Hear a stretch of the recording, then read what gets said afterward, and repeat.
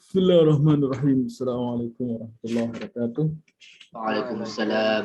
Warahmatullahi wabarakatuh. Alhamdulillah. Alhamdulillahirabbil alamin. Wassalatu wassalamu ala asyrafil anbiya wal mursalin. Habibina Muhammadin wa ala alihi wa sahbihi ajma'in. Subhanaka la ilma lana illa ma 'allamtana innaka antal alimul hakim. Rabbi shrah li sadri wa yassir li amri wahlul 'uqdatam min lisani yafqahu qawli. Amma ba'd. Syukur kita kepada Allah. Kembali kita dipertemukan di majelis virtual ini. Semoga tidak mengurangi niat ikhlas lillahi ta'ala, mengurangi makna yang kita dapatkan dan dicatat sebagai amal ibadah di sisi Allah Subhanahu wa taala. Amin. Kita kembali melakukan pekerjaan besar malam ini, yaitu membaca Al-Qur'an dengan memahami kandungan yang ada di dalamnya, yaitu kita masih di surat Al-Qalam permulaan. Surat Al-Qalam, Nun wal qalami wa ma yasturun. Kita kemarin terakhir di ayat berapa? Atau baca yang mana? Makna ayat. Mana ayat sampai mana kemarin? Yang majnun ya, wa innalaka la'ajran ghairu mamnun. Wa inna laka la ajran ghairu mamnun. Hadza dakhilun tahta al-qasami ay muqsam alaih. Jadi firman Allah, dan bagi engkau wahai Muhammad benar-benar ada pahala yang ghair mamnun. Mamnun ayat ini masih di dalam jawab sumpah dari permulaan surat, yaitu wal qalami wa ma yasturun. Jawaban daripada sumpah ini banyak, diantaranya ayat ini. Masih dalam konteks jawab sumpah atau isi atau substansi dari yang ingin disampaikan Allah dalam permulaan surat ini. Wahai engkau wahai Muhammad, sesungguhnya pahala bagimu adalah ghair mamnun, maknanya ghair maktu, tidak terputus, ghair manqus, tidak berkurang, dan Bermangkus. ya, ghair maktu, tidak terputus dan tidak berkurang. Kemudian anna linabiyyi sallallahu alaihi wasallam ajran ghair maqtu' abadan. Bahwasanya bagi nabi pahala yang tidak terputus selama-lamanya. Bisababi ma qaddamahu min a'malin salihah. Disebabkan apa yang ia perbuat dari amal saleh. Wa a'zamuha ma bayyanahu minal huda.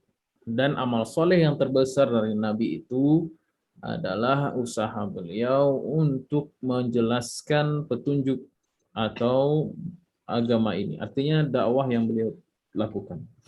Jadi amal soleh yang paling besar itu bukan sholat 1000 rakaat, bukan, atau puasa, atau ibadah zakat atau haji. Tidak, itu amal yang besar. Cuman lebih besar daripada itu, a'zam wa akbar wa ajal, yaitu adalah dakwah. Amal soleh yang paling tinggi itu dakwah. Sebab apa? Salat, zakat, haji, semua amal soleh itu bisa terwujud sebab apa? Pangkalnya ialah adanya dakwah. Dan dakwah ini pahalanya akan terus mengalir atau copy paste ya, atau berganda selama orang tersebut yang diajak tersebut mengikutinya. Dan orang yang diajak tersebut apabila juga mengajak orang lain juga mengalirkan pahala kepada yang di awal. Maka logikanya jika Rasul yang pertama kali mengajak manusia ke jalan Allah, maka seluruh manusia, para sahabat, tabi'in mengikuti sahabat, tabi'in mengikuti tabi'in, dan seluruh manusia hingga akhir zaman yang mengamalkan agama, maka semuanya pahalanya mengalir kepada Rasulullah sallallahu alaihi wasallam. Maka ada yang bertanya, apa hukumnya mengirimkan surat Al-Fatihah kepada Rasulullah? Maksudnya membaca surat Al-Fatihah atau surat daripada Al-Quran dan niatkan untuk Rasulullah pahalanya. Kalau secara hukum boleh, tapi kita baca Al-Fatihah biasa tanpa diniatkan pun juga mengalir kepada Rasulullah Sallallahu Alaihi Wasallam. Nah, makanya bayangkan ghair mamnun, jelas bahwasanya pahala Rasulullah tidak akan terputus, tidak akan berkurang, tidak akan terhitung. Sebab apa? Sebab orang mengamalkan mengikuti ajaran beliau. Baik. Wa ma sannahu min turuqil khair, dan apa yang beliau sunnahkan dari jalan-jalan kebaikan. Jadi dakwah dan teladan itu dua hal yang menyebabkan pahala seseorang terus mengalir. Ya, mengajak orang lain, kita nggak tahu hidayah datang dari sebab mana. Ketika kita ajak orang lain melalui dengan kebaikan, maka orang terinspirasi, tergerak, mendapatkan hidayah. Sebab kita, maka kita juga mendapatkan pahala yang sama. Atau man sanna sunnatan hasanatan falahu ajruha wa ajru man amila biha. Landasannya hadis ini. Siapa yang membuat sesuatu perkara yang baik daripada agama ini, maka orang melihatnya, menjadikan itu sebagai pedoman teladan, maka dia juga mendapatkan pahala tanpa mengurangi pahala orang yang berbuat tersebut. Ila yaumiddin, sampai hari kiamat. Kama annal jannata ajru kulli amalin salihin. Sebagaimana surga adalah balasan atau pahala setiap amal soleh. Walir rasuli fiha ajrun ghair maqtu', dan bagi nabi spesial tidak ada terhenti pahala beliau tersebut. Ballahu a'la, bahkan beliau ini yang paling tinggi, wa afdaluha, yang paling afdal, paling utama. Wa qawluhu wa innaka la'ala khuluqin 'azim, hadza aidan dakhilun fi hizil muqsam alaihi. Dan ini juga masih termasuk dalam jawab sumpah. Allah bersumpah, kemudian ada isi sumpah, dan ini masih termasuk ke dalam jawab sumpah. Nun wal qalami wa ma yasturun. Kemudian apa kata Allah? Sungguhnya, wa huwa anna Nabi SAW Muhammadan sallallahu alaihi wasallam la ala khuluqin ay adabin azimin. Bahwasanya Nabi Muhammad berada di atas akhlak, adab yang agung, yang besar, yang luar biasa. Sebagian ulama, kita kutip kemarin dalam tafsir Al-Qurtubi, nisbat azim kepada akhlak, sebab Nabi SAW tidak ada tujuan hidupnya selain keridhaan Allah. Tidak ada yang besar di hati Rasulullah, apapun yang beliau lakukan, selain daripada pengagungan kepada Allah Subhanahu wa Ta'ala. Itu akhlaknya azim, akhlaknya tauhid. Kemudian la ala khuluqin azim, itu adabnya yang luar biasa. Haitsu adaba, ini sudah kemarin kalau tidak salah. Iya ya. Apa-apa lah Ustaz. Haitsu adabahu rabbuhu, yang mana Allah sendiri yang telah mendidik Rasulullah sallallahu alaihi wasallam, fa kaifa la yakunu akmalal khalqi adaban. Ya, bagaimana tidak Rasul akan menjadi orang yang sebaik-baik, sempurna-sempurna akhlak secara adabnya, wa siratahu, dan sirahnya, perjalanan hidupnya. Wa ma khubita bihi fil Qur'an min masalin. Bagaimana telah disebutkan, diperintahkan di dalam Al-Qur'an beberapa ayat seperti khudil afwa wa'mul bil 'urf. Apa itu? Khudil afwa. Jadilah orang yang mudah memaafkan, wa amr bil 'urf, dan ajaklah orang kepada kebaikan, wa a'rid 'anil jahilin, dan cegahlah, jauhilah orang-orang yang jahil, atau tolaklah orang-orang yang jahil. Wa mislu, dan contoh yang lain, wasyawirhum fil amr, dan musyawarahlah kamu bersama mereka dalam urusan tersebut. Wa mislu walau kunta fazzan ghalidhal qalbi lam faddu min haulika, kalau kamu bersikap keras, kasar, kaku, lam faddu min haulik, maka umatmu akan menjauh darimu. Ila ghairi zalika, dan yang lain-lainnya, minal adab ar-rafi'ah, daripada adab-adab yang luhur, allati addaballahu biha ar-rasulahu mimma ja'alahu akmalan nasi adaban wa khuluqan, dan ayat-ayat yang lain yang mana hal itu membuat Rasul dididik, ditarbiyah, dilatih, dididik oleh Allah Subhanahu wa taala sehingga beliau menjadi orang yang sempurna akhlaknya. Waqad su'ilat Aisyah, dan Sayyidah Aisyah pernah ditanya an khuluqin Nabi, tentang akhlaknya Nabi bagaimana. Faqalat kana khuluquhul Quran, akhlak beliau adalah Al-Quran. Wa qala huwa an nafsihi addabani rabbi. Dan Rasulullah SAW sendiri pernah bersabda, addabani rabbi fa ahsana ta'dibi. Allah Tuhanku telah mendidikku dan telah mendidikku dengan pendidikan yang terbaik. Wa qala innama bu'istu li utammima makarimal akhlaq, dan Rasulullah juga bersabda, aku tidaklah diutus melainkan untuk menyempurnakan akhlak manusia. Sampai sini kemarin tidak salah. Ya. Nggak apa-apa Ustaz. Buat Syekh Abdullah sakit. Oh ya. Wah, lanjut ya. Bismillah. Wa qauluhu ta'ala fasatubsiru wa yubsiruna bi ayyikumul maftun. Ustaz. Fa fasatubsiru wa yubsirun bi ayyikum al maftun. Ai dum ala ma anta alaih. Tetaplah ya. Tetaplah engkau berada di mana engkau saat ini berada, minal kamal, daripada kesempurnaan dakwah.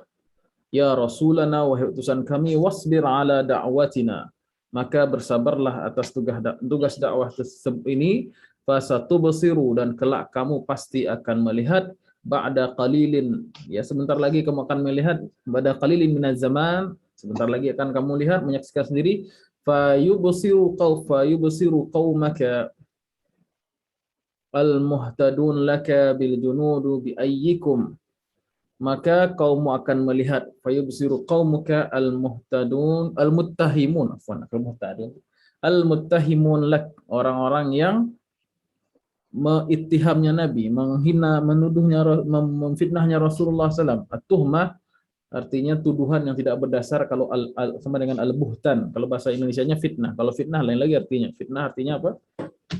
Ujian. Iya.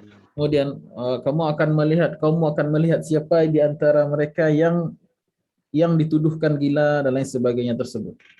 Al-maftun ay al-majnun. Al-maftun tafsir pertama ialah bermakna al-majnun. Ay al-majnun anta wa hasyaka auhum. Apakah yang gila itu engkau wahai Muhammad? Hasyaka, yaitu ya, semoga Allah menjauhkan kamu dari itu. Ya, amin amin deh kalau bahasa Indonesianya. Hasyaka auhum, atau mereka yang gila, gitu kan? Wa qauluhu ta'ala inna rabbaka, atau al-maftun bermakna apa? Yang diazab, ya. Yang diazab. Yang dibakar artinya. Al-maftun itu sesuatu yang dibakar. Makanya emas itu bahasa Arabnya fatin. Salah satu bahasa Arabnya fatin. Fatin itu sesuatu yang dibakar. Nah, emas itu dibakar, keluar kemurniannya. Baik. Jadi nanti akan kelak kamu saksikan siapa yang dituduhkan tersebut, ya, siapa yang benar-benar gila atau siapa yang diazab pada akhirnya. Dan tentu ayat ini adalah tasliyah atau hiburan kepada Rasulullah sallallahu alaihi wasallam. Kemudian inna rabbaka huwa a'lamu biman dhalla an sabilihi wa huwa a'lamu bil muhtadin. Kemudian Allah Ta'ala firman, sungguhnya Tuhanmu dialah yang paling mengetahui siapa yang telah dhalla, yang telah sesat jalan daripada jalannya, wa huwa a'lamu bil muhtadin, dan Allah juga mengetahui siapa yang mendapatkan petunjuk. Nah, pengetahuan Allah ada konsekuensinya, tentu tidak hanya sekedar tahu, tapi ada konsekuensinya. Allah bilang Allah tahu untuk menenangkan Rasulullah Sallallahu Alaihi Wasallam dari keresahan, dari kesedihan yang menimpa beliau. Tapi kemudian Allah bilang, a'lam, aku tahu. Saya tahu ya Muhammad, yang kau rasakan, pengetahuan Allah melazimkan akibat. Bagi orang yang beriman, bagi orang yang bersabar dalam jalan dakwah, maka ada ajrun ghair mamnun tadi. Ada pahala yang tidak akan ada putusnya. Bagi orang yang pengetahuan Allah atas orang-orang yang zalim menuduh Rasulullah SAW dan kufur dan lain sebagainya, pengetahuan Allah di situ akan mengakibatkan, melazimkan hukumannya. Jadi satu ayat bisa bermakna dua. Seperti pedang yang dua pisau, bisa memberikan tasliyah, hiburan kepada orang mukmin, juga menjadi ancaman bagi orang kafir. Fayakunullahu a'lamu min kulli ahadin mimman dhalla an sabilihi, maka Allah yang paling mengetahui. Gitu juga dengan kita, misalnya kita dalam keadaan sulit, susah, dalam keadaan sempit hidupnya, banyak masalah dan problem gitu kan. Orang mungkin tahu. Tetangga mungkin tahu, keluarga mungkin tahu, ya mungkin lawan kita juga tahu. Tapi pengetahuan mereka sangat-sangat terbatas. Yang paling tahu siapa? Allah. Allah. Tapi kenapa kita menyandarkan diri pada orang yang tahunya sedikit? Ini sebenarnya pelajarannya nggak hanya mengenai kafir dan kafir dan mukmin gitu ya, tapi ke hati kita juga gitu kan, pribadi kita sendiri. Ketika kita ada sesuatu, kita bilang Allahu a'lamu biman dhalla an sabilihi wa a'lamu bil muhtadin. Ya, jadi kalau orang mungkin tahu, tangga tahu, keluarga tahu, tapi yang paling tahu tentang diri kita ialah Allah yang Maha tahu. Tapi kadang kita menyandarkan kepada orang yang kurang pengetahuannya dan kita melupakan Allah yang lebih atau yang Maha tahu. Kemudian wa'alamu bil muhtadin maknahu annahu sayu'adzibu hasba sunnatahu afdal sayarham al muhtadi. Maka Allah Subhanahu wa taala maksudnya ini akan mengazab mereka yang sesat, yang keliru. Kemudian Allah akan menyayangi, merahmati orang-orang yang al-muhtadi, orang yang mendapatkan petunjuk. Kita lanjut hidayatul ayat. Taqriru mas'alati anna lillahi ta'ala an yuqsim bima sya'a min khalqihi. Jadi ini berulang-ulang kali ya. Bahwasanya Allah Subhanahu wa taala bersumpah dengan apapun yang Allah kehendaki tanpa batas. Dan sumpah Allah terhadap sesuatu melazimkan dua hal. Yang pertama apa? Pentingnya persoalan yang akan diungkapkan, artinya jawab sumpahnya. Yang kedua, melazimkan kita harus perhatian kepada apa yang Allah jadikan sumpah, objek sumpah tersebut. Ya, biasanya yang Allah jadikan objek sumpah itu bentuk ta'zim atau menunjukkan sebuah fadilah atau kelebihan dari apa yang Allah jadikan sumpah. Wal asri, ya kita perhatikan pentingnya waktu. Wal qalami, berarti kita perhatikan pentingnya ilmu atau hal-hal yang menjadi bahan untuk mencatat informasi, data dan lain sebagainya. Ya, kita sudah bahas itu kemarin panjang, lebar, tinggi, ya, dan sebagainya. Kemudian isnan. Bayan fadlil qalami. Ini disebut juga di sini kan. Bayan fadlil qalami allazi, sebenarnya bukan bayan. Bayan itu artinya penjelasan yang panjang, bayan. Kalau ini bayan fadlil qalam bukan bayan, isyarah. Saya lebih cocok isyarah. Isyarat atau secara tidak langsung ini menunjukkan, surat ini menunjukkan bahwasanya al-qalam allazi yaktubu bihi al-huda wal khair. Keunggulan fadlul qalam, keutamaan pulpen atau pena yang mana digunakan untuk mencatat sesuatu yang penting, ya, terutama masalah kebaikan, agama, amal soleh dan lain sebagainya. 3. Kalau kemarin kita singgung bahwasanya di sini ayat ini sebagaimana pendapat sebagian ulama, penyebutan qalam menunjukkan keutamaan ilmu pengetahuan. Sebagaimana Allah suruh membaca, Allah suruh menulis. Ya, Iqra bismi rabbikal ladzi. Allah suruh kita membaca, menganalisa, dan tapi juga Allah suruh kita wal qalami wa ma yasturun. Allah juga nyuruh kita menulis. Dan Allah menyuruh kita bertanya, fas'alu halal dzikri in kuntum la ta'lamun. Kemudian Allah suruh kita bertakwa, wattaqullaha wa yu'allimukumullah, bertakwalah, Allah akan ajarkan kamu ilmu pengetahuan. Jadi ilmu itu wasilahnya dengan membaca, menulis, bertanya, berfikir, ya, wa yatafakkaruna fi khalqis samawati wal ard, dan bertanya dan bertakwa. Ada 5 wasilah mendapatkan ilmu. Baik. 4. Bayan kamalir Rasul sallallahu alaihi wasallam fi adabihi wa akhlaqihi wa ja'alahu qudwatan fi dzalika. Belum, sebelumnya 3. Taqriru aqidatil qada. Penetapan akidah adanya qada, penetapan Allah wal qadar, penentuan Allah, idz kana dzalika bil qalam alladzi awwal ma khalaqallahu subhanahu wa ta'ala. Bahwasanya al-qalam bermakna yang pertama adalah sebuah makhluk yang Allah ciptakan pertama kali, sebelumnya ciptakan. Ya, al-qalam yang kedua, qalamul malaika, al-qalam yang ketiga, qalam secara umum atau pena secara umum. Kemudian bayan kamal Rasul sallallahu alaihi wasallam. penjelasan tentang sempurnanya akhlak Rasulullah Shallallahu Alaihi Wasallam fi adabihi, dalam adabnya wa akhlaknya, dan Allah telah menjadikan ia qudwatan fi zalik, sebagai teladan. Ya, dan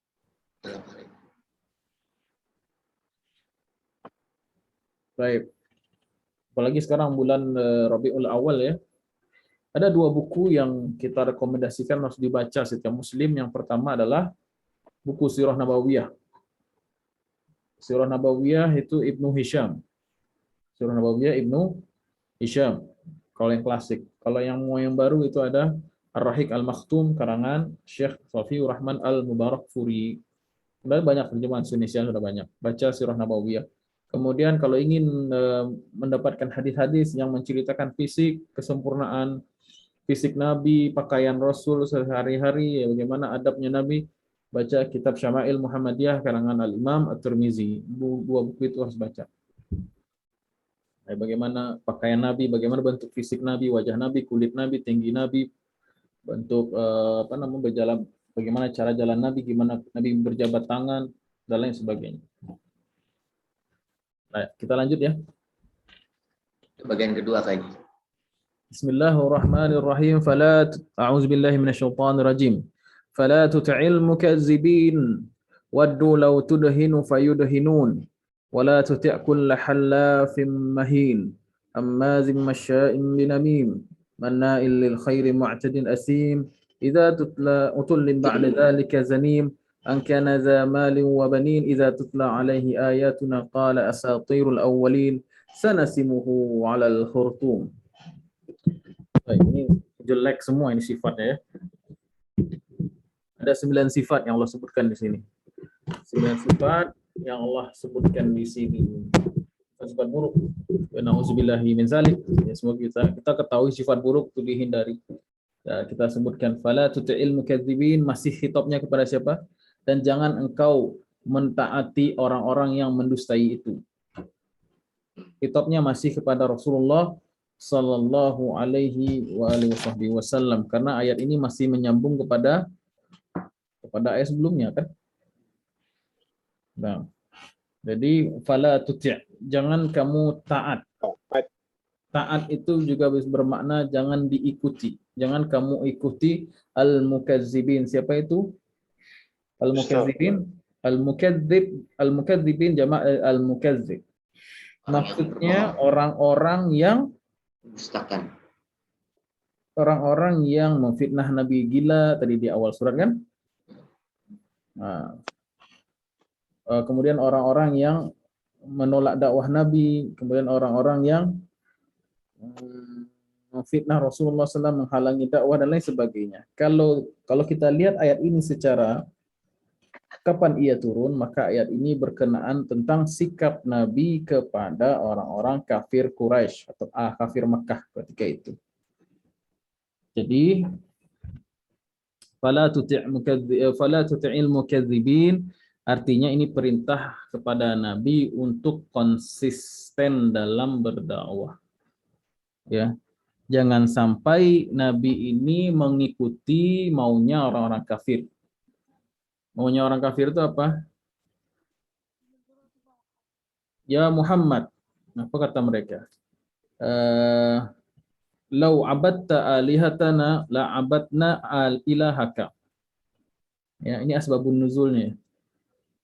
Kalaulah kamu mau menyembah Tuhan-Tuhan kami pun akan mau menyembah Tuhanmu. Satu hari kami sembah itu Tuhanmu, nanti next day atau hari berikutnya kamu juga nyembah Tuhan kami.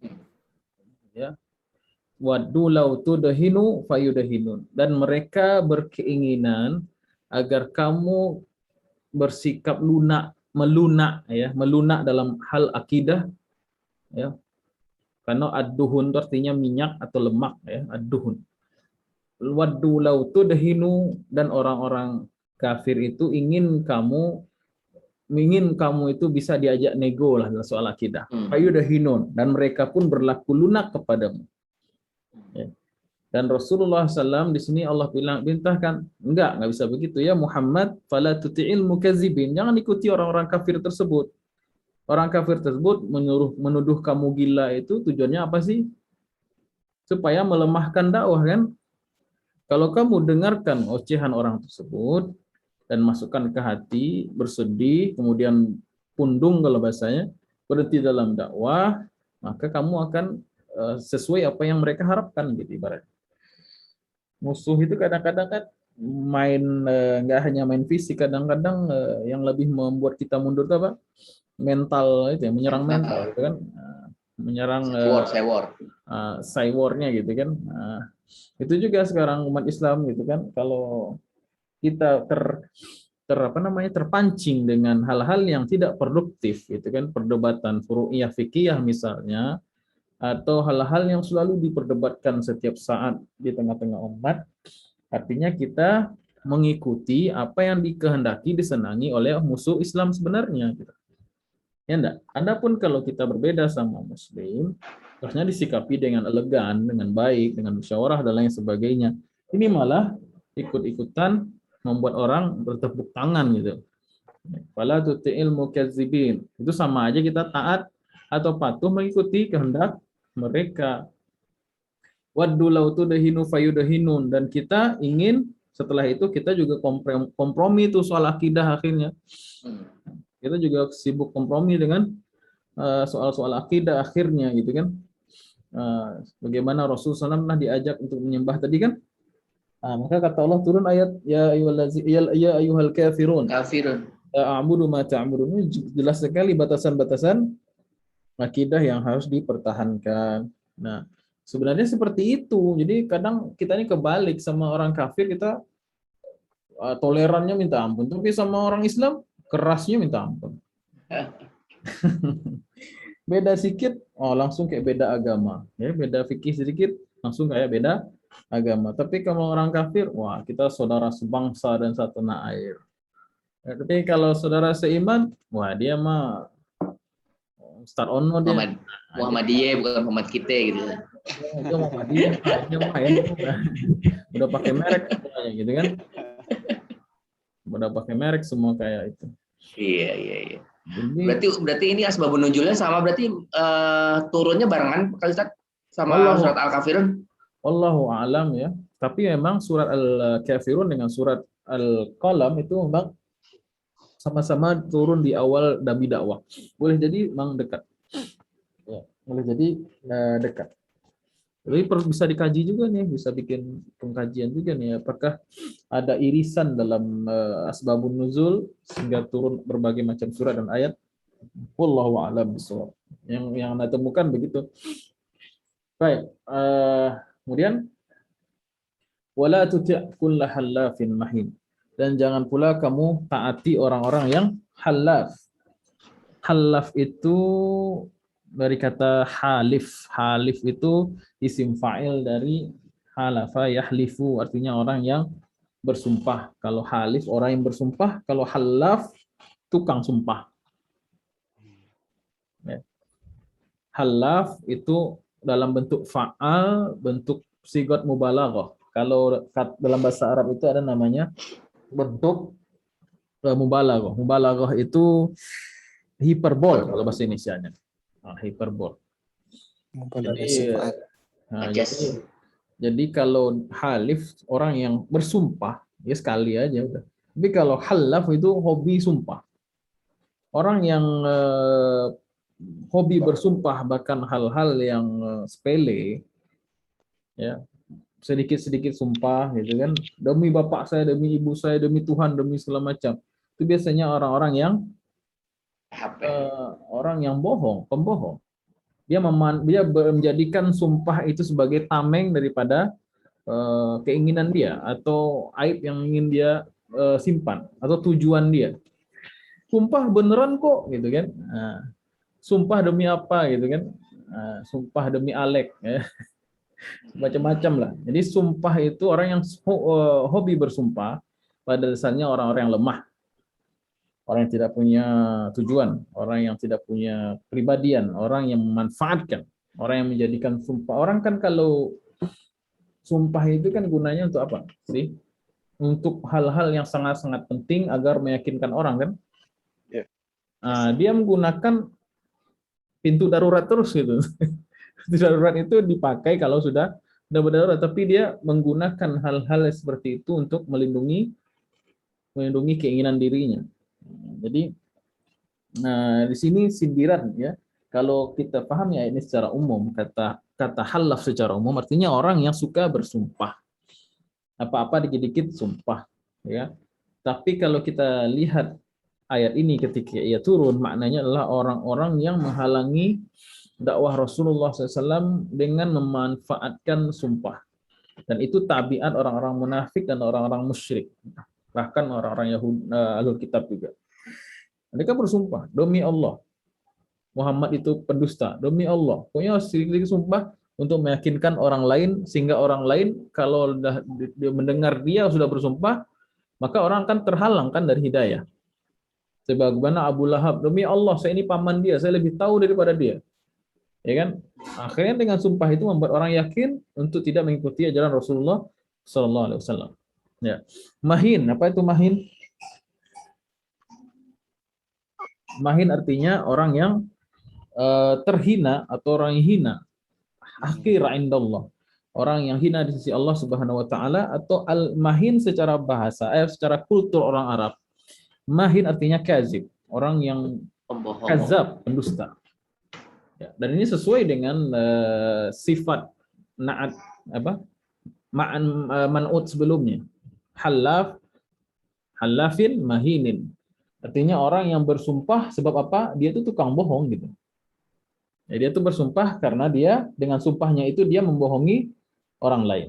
Tapi mengumpulkan makna-makna yang ada, mahin bermakna orang yang hina juga benar, nggak masalah. Hakir, orang yang hina di sisi Allah, ada banyak riwayatnya. Di sini pembahasan, kalau ingin rujuk coba buka tafsir Al-Qurtubi, itu banyak sekali riwayat yang menyebutkan. Dan mahin artinya orang yang hina atau orang yang berdusta.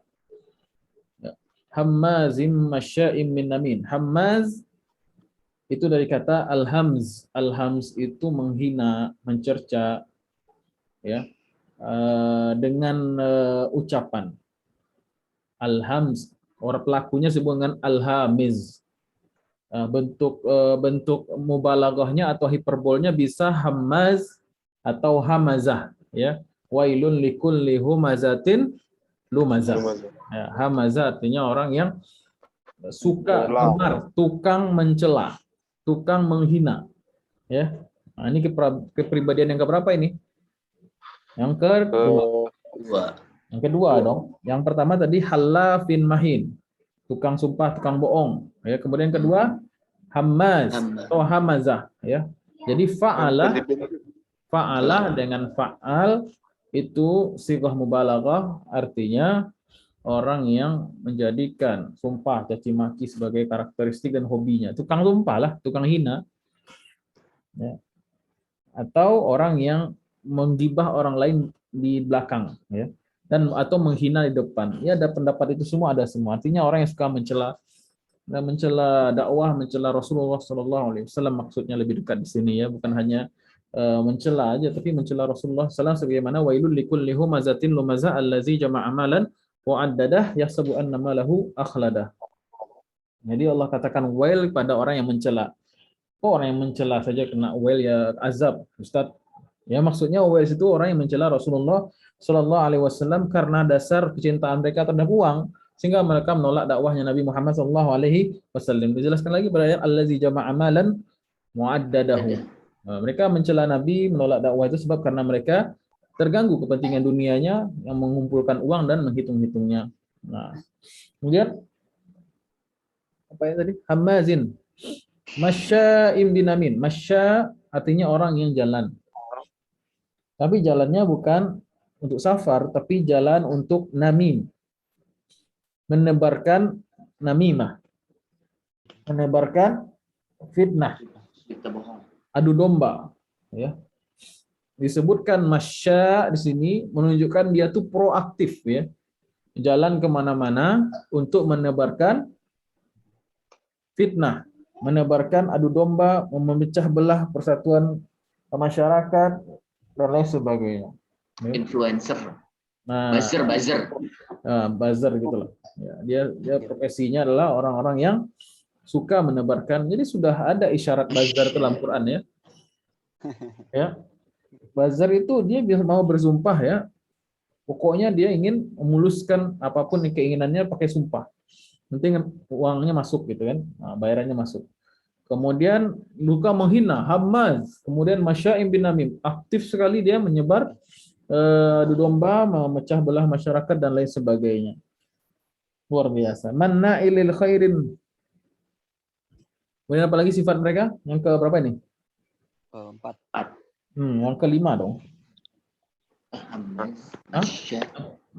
Yang kelima lah. Manna ini juga bentuk mubalaghah atau hiperbol daripada mani. Kalau mani dia mencegah. Kalau manna tukang mencegah. Artinya suka mencegah lil khair, jalan-jalan kebaikan. Ada riwayat mengatakan ini adalah teguran bagi orang-orang kafir Quraisy ketika itu yang mereka bersumpah kalau ada anaknya yang masuk Islam atau mengikuti Nabi Muhammad SAW.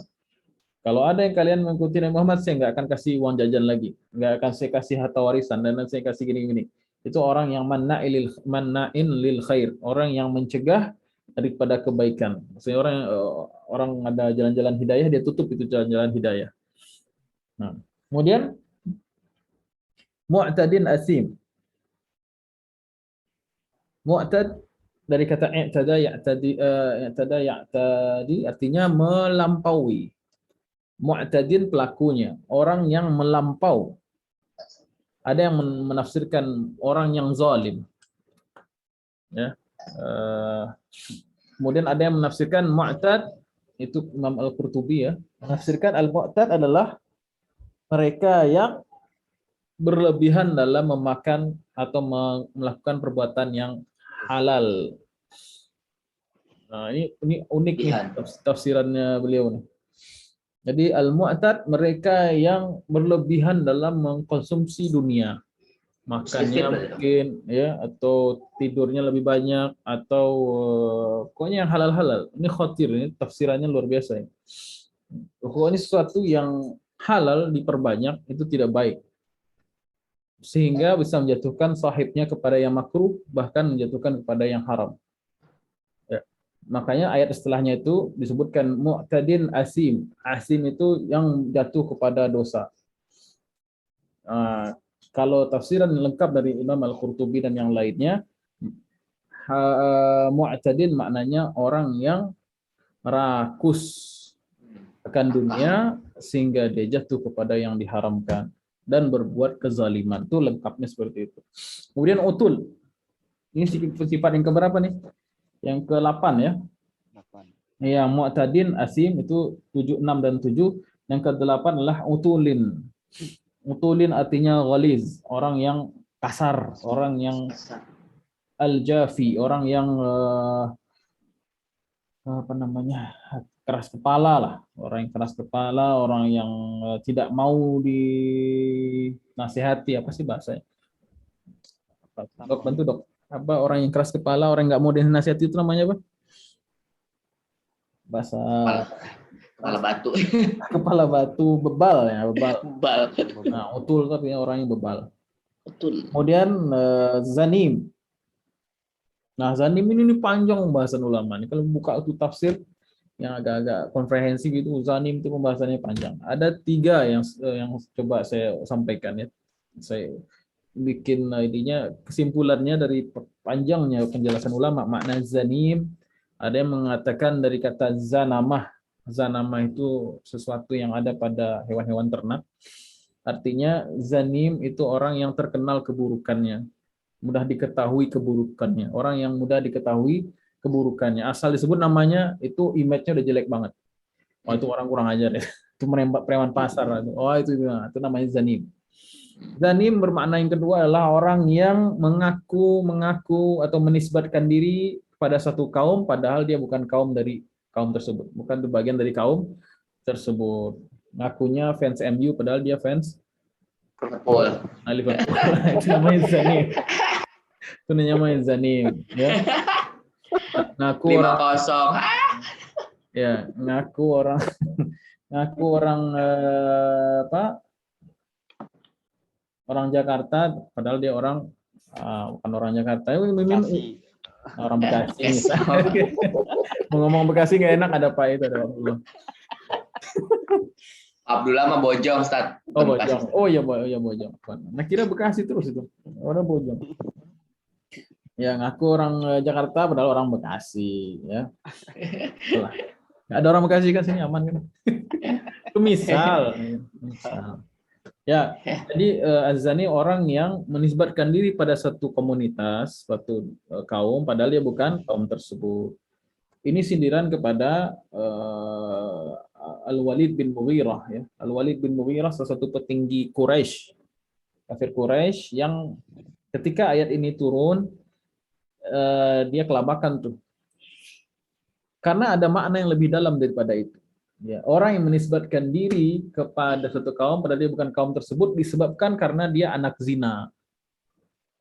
Nah, makanya bukan sebagian, mayoritas kayak ahli tafsir, jumhur ahli tafsir atau shibhu ittifaq, ya, hampir seperti ijma, sepakat mereka bahwa ayat ini turun kepada Walid bin Mughirah sebab dia itu anak zina. Ya. Walid bin Mughirah itu di umur 18 tahun baru ketahuan bapaknya. Tadinya dia nggak ketahuan bapaknya apa. Kemudian setelah dia besar, jadi petinggi orang kaya, jadi pembesar Quraisy, kemudian dia hobi memfitnah Rasulullah SAW, menyakiti Rasulullah SAW, menghambat dakwah dan lain sebagainya. Maka Allah hukum dia dengan cara Allah sebutkan bongkar aib dia sendiri. Allah katakan apa? Mutullim ba'da dzalika zanim. Al-Walid bin Mughirah itu orangnya keras kepala, bebal, ditambah lagi dia itu anak haram. Oh, kaget dia kan? Maka si Al-Walid bin Mughirah ini mengadu kepada ibunya. Bu, ceritakan gimana sebenarnya saya, katanya. Bayangkan kita udah dianggap pembesar Quraisy, orang kaya raya, gitu, orang dihormati, gitu kan? Cuman karena dia menghina Rasulullah, menghambat dakwah Islam yang hak, kemudian turun ayat ini. Betul limba ada zalika zanim. Ya wahai ibuku, Muhammad telah memberikan aku 9 sifat. Mulai dari awal tadi itu, ya kan? 1-8 saya maklum, saya tahu itu. Ya saya tukang sumpah, iya, tukang hina, iya, tukang gibah, iya, tukang sebar fitnah, iya, tukang kabar kebaikan, zalim, iya, rakus, iya, kemudian kasar dan lain sebagainya, iya. Cuman yang ke-9 saya nggak tahu ini, gitu. Benar nggak yang ke-9 ini? Gitu. Apa itu zanim? Maka ibunya sampai dia ancam ibunya, ngomong jujur nggak bu? Kalau ibu nggak jujur, saya tempas kepala ibu dengan pedang. Masya Allah. Baca ini teksnya ada nih, tafsir Qurtubi. Nah, tafsir Qurtubi buka. Kemudian ibunya bilang, bapak kamu itu adalah laki-laki yang apa istilahnya? Apa bahasanya? Kitabnya di mana depannya? Bapak kamu itu orang yang tidak bisa menggauli perempuan. Nah, paham lah ya. Bapakmu itu orang yang impoten lah bahasanya. Tapi saya takut saya tidak diberi uang atau tidak diberi jajan kalau bahasa ini. Atau saya tidak diberi kekayaan makanya saya ingin memberikan dia anak juga. Ya, kalau istri itu kalau seorang itu nggak punya anak dari seorang laki-laki, maka budaya Arab ketika itu dia nggak mendapatkan bagian dari harta si suami gitu, atau boleh jadi berpisah, cerai dan sebagainya. Maka aku pergi ke ladang, kutemui pengembala kambing. Nah, kamulah anak pengembala kambing itu. Ya, ingat ya, bahaya ini kalau sampai menghina Rasulullah SAW, maka Allah bongkar aib yang paling besar dalam hidupnya. Ya, ini pelajaran betul limba dan zalika zanim. Kemudian angkana zamalin wa banin idza tutla alaihi ayatuna qala asatirul awwalin. Angkana di sini ada sebagian qiraat yang membaca angkana dengan alif, hamzah alif, istifham, artinya kalimat tanya, istifham. Apa karena dia banyak uang dan anak sebab dia mendustakan Nabi? Apa karena dia banyak anak dan uang? Karena kenapa mal dan banin disandingkan di sini ya? Mal itu uang, banin itu anak-anak laki-laki jamak ya. Karena ketika itu harta yang paling besar dari seorang adalah harta dan anak laki-laki. Kalau perempuan aib, anak perempuan aib. Artinya kalau orang punya harta dan punya anak laki-laki banyak, itu orang yang terpandang, terhormat. Dan ini adalah simbol kekayaan di zaman sini. Kalau zaman nenek kita dulu mungkin atau kakek itu mungkin sapi kali ya, makin banyak sapi orang makin kaya, gitu kan? Nah, makin banyak sawit orang kalau di Sumatera makin kaya. Apapun lah itu, simbol-simbol kekayaan tersebut itu yang apakah ini yang menyebabkan kamu mendustakan, menghina Rasulullah SAW? Nah, kalau kita ambil makna istifham.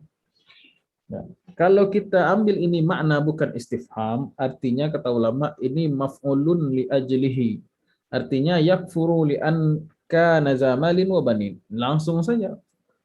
Maknanya langsung, yaitu mereka ini jadi ilat sebab mereka kufur itu karena mereka mengagungkan simbol-simbol kekayaan dunia sehingga mereka tidak mau menolak dakwah Islam yang hak. Ya intinya balik lagi ya kaidah, maksudnya orang Quraisy itu menolak dakwah Nabi bukan karena nggak tahu Nabi itu benar, jujur, tapi karena ada kepentingan yang bergesekan, ada kepentingan dunia.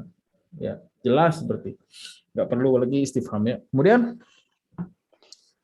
iza tutla alaihim ayatuna qala asatirul awwalin. Ya, kondisinya ketika mereka dibacakan ayat-ayat kami, mereka tidak hanya menolak, bahkan juga melemparkan celaan atau tuduhan, fitnah. Mereka katakan, qala asatirul awwalin. Asatirul awwalin, asatir jamak dari usturah. Usturah itu fairy tale kalau bahasa Inggrisnya itu. Apa sih? Dongeng. Dongeng. Usturah. Dongeng-dongeng, cerita-cerita yang tidak tahu sumbernya kemudian menjadi suatu yang diwariskan, dipercaya dan lain sebagainya. Ya. Al-awwalin, orang-orang terdahulu. Ya. Padahal mereka mengetahui bahwa Nabi Muhammad itu jujur. Nabi Muhammad SAW adalah orang yang jujur. Dan mereka tahu kebenaran itu, keadilan harus ditegakkan. Ya. Perbudakan harus dihapus. Anak yatim dan orang miskin harus disantuni. Mereka tahu itu, tapi karena kepentingan mereka diganggu sebab dakwah Nabi, maka mereka menolak dakwah tersebut. Tidak hanya menolak, mereka juga memfitnah, menuduh bahwasanya apa yang disampaikan Nabi itu adalah asatirul awwalin. Itu kisah-kisah dongeng belaka. Ya, karena memang kisah dalam Al-Quran itu kan ada cerita tentang masa lalu kan, para nabi terdahulu, umat-umat terdahulu. Tapi sebetulnya Quran itu terdiri atas 3 model cerita, ya. Yaitu kisah-kisah terdahulu, kisah yang ada saat ini dan akan datang. Ya. Kemudian ini sifat karakteristik orang-orang kafir. Kalau dibacakan ayat Al-Quran, mereka denial, mereka tolak itu mentah-mentah. Tapi kalau orang beriman, apa ayatnya? Iza tuliyat ayatuhu zadathum iman. Kalau dibacakan ayat Allah, mereka bertambah iman, yakin mereka. Nah. Jadi kalau imam baca ayat panjang-panjang, tambah nggak iman kita? Kalau tambah gelisah kita atau tambah mangkel kita, wah bahaya ini. Iza tuliyat ayatuhu zadathum marahan, ya. Kalau dibacakan ayat-ayat Allah, tambah marah. Tapi kalau sholat subuh imamnya panjang, ini tuh ya cobaan itu ya, ujian itu. Tiba-tiba banyak yang batuk di belakang. Itu fakta loh. Ana sering dengar keluhan dari imam-imam masjid ya. Kalau di sini jamaahnya nggak bisa panjang dikit, kenapa? Ya langsung ibu-ibunya langsung, bapak-bapaknya batuk-batuk, ibunya langsung komplain. Itu siapa imam tadi? Besok nggak usah dia jadi imam, panjang kali. Beneran. Ya salam. Kalau enggak minimal kalau kita imamnya terlalu panjang, kalau kita nggak paham apa yang dibaca imam, ya kita akan ngeblank atau pikiran kemana-mana kan. Akhirnya yang jadi sasaran itu laporan keuangan, jadwal khutbah dan lain sebagainya. Hanya penting ya belajar Al-Quran. Ayat yang dipelajari itu bawa sholat. Nah, itu sebenarnya idealnya begitu. Jadi uslu ma uhiya ilaika minal kitab, pelajari itu, pahami apa yang kamu pelajari dari Al-Quran. Wa aqimis shalah, dan tegakkan sholat. Kan ayatnya nyambung itu. Uslu ma uhiya ilaika minal kitab wa aqimis shalah. Bacalah dengan paham apa yang diwahyukan kepadamu di dalam Al-Quran tersebut, lalu tegakkanlah sholat. Nah, jadi cara paham kita ketika sholat itu, pelajari dulu Al-Qur'annya, baru kita sholat dengan bacaan Al-Qur'an tadi. Itu idealnya begitu. Makanya kalau masjid-masjid itu imamnya mesti arif juga sih, mesti bijak juga. Bacalah ayat-ayat yang masyhur gitu. Jangan baca ayat-ayat yang aneh-aneh atau sudut-sudut atau yang nggak biasa bagi orang awam membacanya gitu. Ya juz amma itu tetap lebih afdol sebenarnya kan.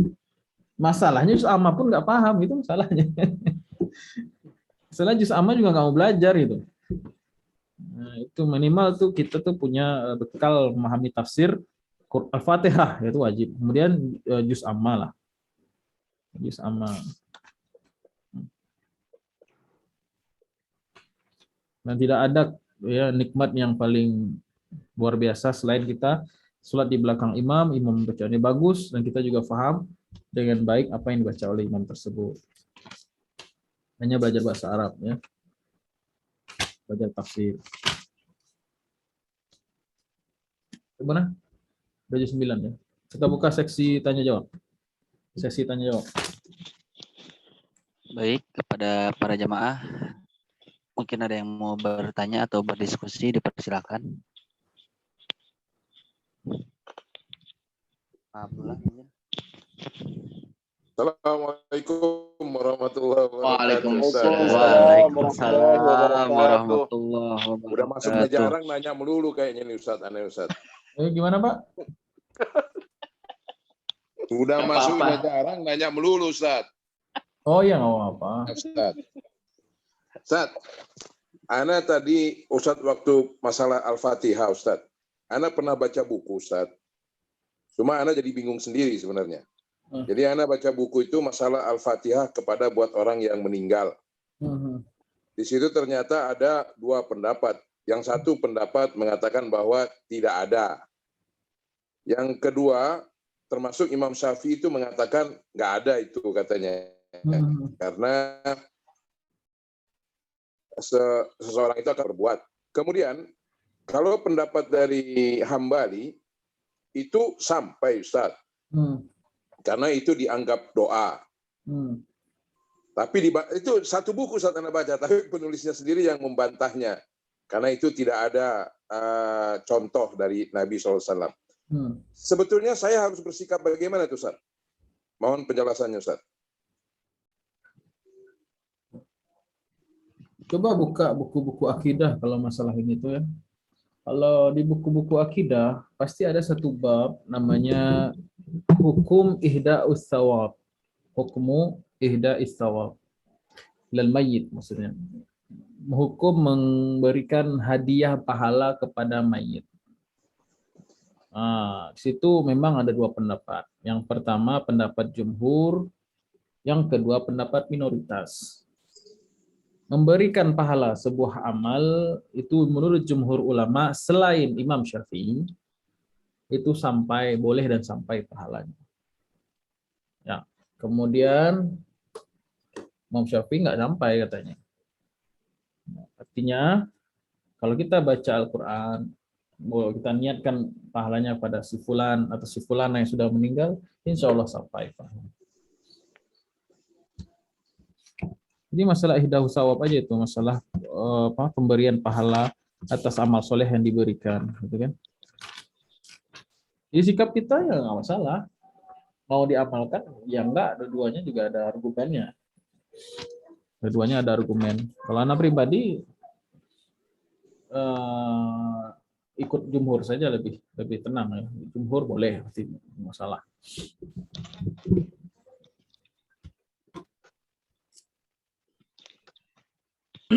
Itu ya Syekh. Ustaz. Satu lagi Ustaz. Ya. Sekalian yang masalah Al-Fatihah Ustaz. Itu Ana sering dengar banyak Ustaz-Ustaz yang kalau mau belajar itu kita mulai dulu dengan membaca Al-Fatihah Ustaz. Itu gimana Ustaz penjelasannya Ustaz? Ana sampai sekarang Ana bingung juga. Ana mau nggak ngikut ya Ustaz Ana ngikut. Ana nggak punya pedoman Ustaz. Ya, itu kan salah satu bentuk tabarruk ya, salah satu mengambil berkah. Jadi tabarruk yang disepakati atau yang dibolehkan atau tidak ada yang membantah ya adalah tabarruk dengan amal soleh. Mengambil berkah dari amal soleh. Misalnya kita punya hajat nih, maka kita dianjurkan untuk bertabarruk dengan nama Allah misalnya. Makanya doa itu disunahkan membaca Asmaul Husna. Itu sudah bentuk tabarruk sebenarnya. Tabarruk ini bukan kita ngambil air ponari, itu bukan tabarruk namanya ya. Oh nggak, air batu ponari. Nah, itu bukan tabarruk ya. Dicelupin ya. Dicelupin ya, Oreo. Jadi tabarruk itu boleh dengan nama Allah, tabarruk dengan salawat Nabi, tabarruk dengan dengan amal soleh. Maka tabarruk dengan Al-Quran itu bagus sekali. Nah, makanya dan induk Al-Quran itu adalah Ummul Kitab, itu Al-Fatihah. Maka bertabaruk dengan Al-Fatihah, misalnya kita berdoa nih, baca Al-Fatihah, setelah itu tidak masalah. Justru itu sunnah. Ya, Ana bukan orang NU ya, cuman maksudnya amalan tersebut adalah landasannya. Ya, meskipun kita tidak terlalu terbiasa dengan itu. Baik, Ustaz. Terima kasih, Ustaz. Ya, sama-sama.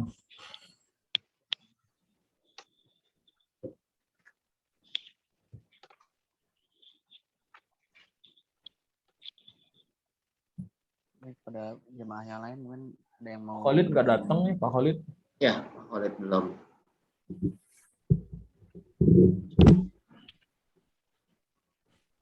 Udah kali Ki.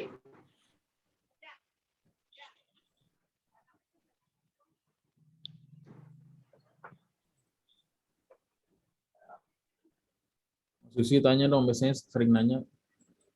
Iya, ini Rizky. Ada yang mau ditanya sih, Ustaz? Berarti kita sampai ayat mana nih? Sampai ayat 16 ya. Tandain dulu. Inna idza tusla alaihi ayatuna qala asatirul awalin sanasimuhu. Belum, sanasimul al-khurtum belum. Sanasimul al-khurtum belum. Panjang juga ceritanya al-khurtum itu apa. Ustaz, Assalamualaikum. Salam. Wassalamualaikum warahmatullahi wabarakatuh. Telat ya. Yang ayat 15 nih sebenarnya masih bingung juga sih. Gimana? Kan di Al-Qur'an itu kan emang ada cerita-cerita zaman dulu, zaman yang sedang terjadi di waktu Mekah, zaman yang akan datang di akhirat. Dan ucapan orang-orang kafir waktu itu kan ini hanya dongeng-dongeng orang terdahulu. Nah itu mungkin ada kalau saya mikir mungkin ada benernya juga apa gimana untuk bantahan dia terhadap ayat-ayat yang diturunkan. Gimana maksudnya? Maksudnya gimana? Iya kan di Al-Qur'an itu kan ada cerita terdahulu, nabi-nabi, umat-umat terdahulu Ya. yang terjadi di Mekah sekarang waktu zaman Rasul sama yang akan datang di akhirat. Nah kan bantahan pas ayat ini turun ke orang-orang kafir Quraisy kan mereka membantahnya dengan ini hanya cerita-cerita orang terdahulu. Ya. Nah itu maksudnya itu apa ya? Ada benernya kata Rizky itu, ada benernya bantahan mereka gitu. Bantahan mereka mungkin ada benernya. Ya. Kisah yang ada dalam Quran itu kisah yang benar semua ya. Baik yang telah berlalu, yang sedang pun yang akan datang.